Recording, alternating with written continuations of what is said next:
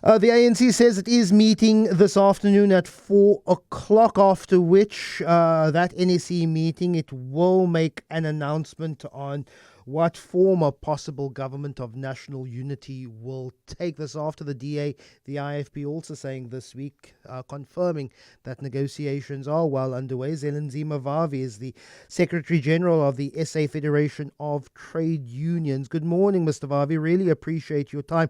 Firstly, I'd like your opinion on what clearly looks as some sort of broad coalition between the ANC Democratic Alliance, IFP, and maybe some smaller parties. Do you think that takes South Africa in the right direction? Perspective, not from the left politics, not about advancing the transformation agenda to the benefit of the black majority working class, which currently are the face of unemployment, poverty, inequality. I think that it is going to be a coalition that will not be sustainable.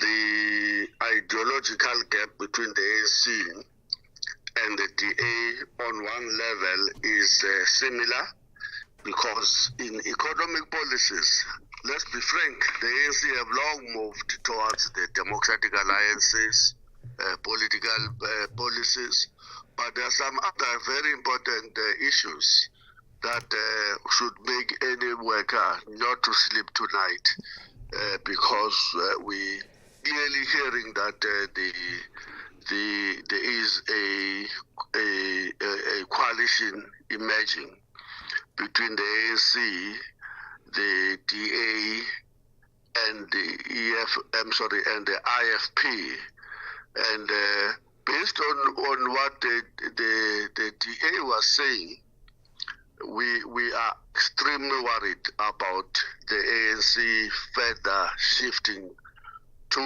the right. This is what the DA says, for example. It says that it's not only advocating for fiscal policy consolidation, but it also wants to see the cutting of the NAFSA's funding.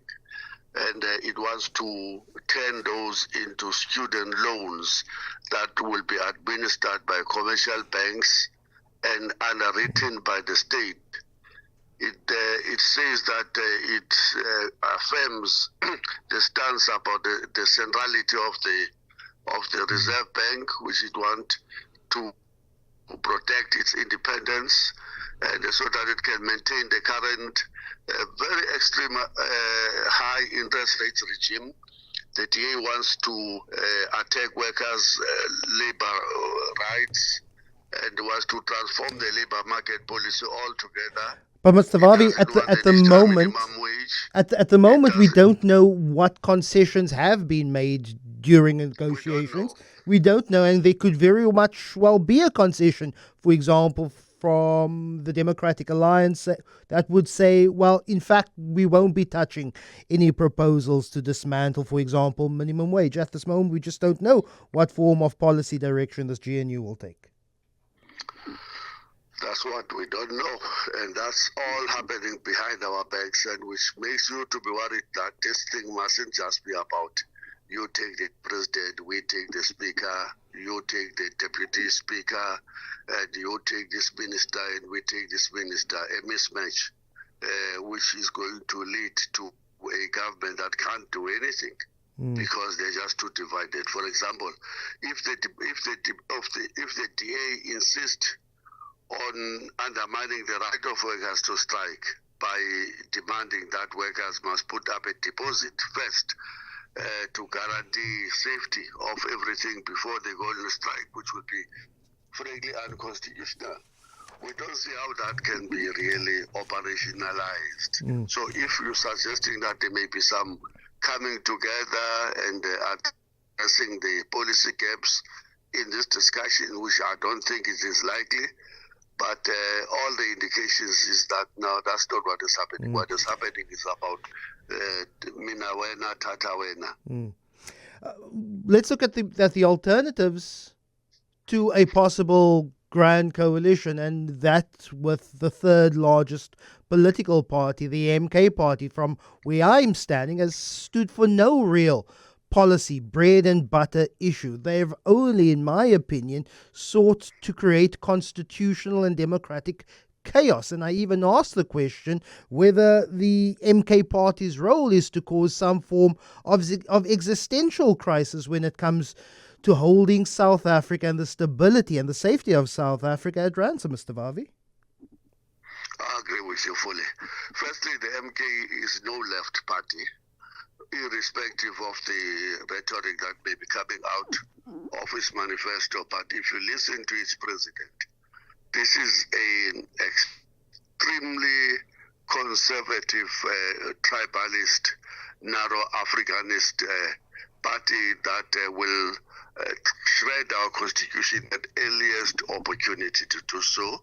That will take us down the route of feudalism, where we will be back to the chiefs playing a central role, including above the role of the judiciary, where me and you will be now paraded and your child, when he gets raped, will be taken to the chief to settle that matter. The chief that will have no capacity to confirm and to take any evidence to laboratory. We can't have that, frankly. That would be a disaster for any society. I agree with you. So then I ask you, is angling for chaos. So then I ask you, what is then the preference? An anti-constitutionalist chaos party in the form of an MK to a coalition that may not be ideologically perfect, but at least there could be room for concession and negotiation within policy in government that seeks to improve and better the lot of all South Africans as much as possible. What would you then prefer? The MK represent chaos, and the MK has not condemned the July 2021 riots, mass looting, mass destruction of infrastructure. And they've ruled themselves out of any coalition. So it's not even something that we want to entertain in the form of the discussion. The MK said the constitution must be shredded, and it says it wants some African law, but it won't define what is this African law that it is talking about. So you are right in terms of the propositions. Wow, the MK represent the worst that South Africa can offer. I see nothing else that represents the MK party other than Jacob Zuma. This is a party that entirely represents Jacob Zuma. And I ask, has the ANC alliance partners, have they created this form of Jacob Zuma starting in 2007, later on in defending Nkandla, later on defending the release of Jacob Zuma on medical parole, essentially just couching Jacob Zuma for decades now. And this is where we currently sit at the moment with this beast created by the ANC itself. And the beast is like an elastic stomach. You can do whatever for the beast. It will never be satisfied. I mean, the issues that they are listing is just amongst those that the ANC have had to bend backward, undermining its own integrity and historical perspective in order to please one individual.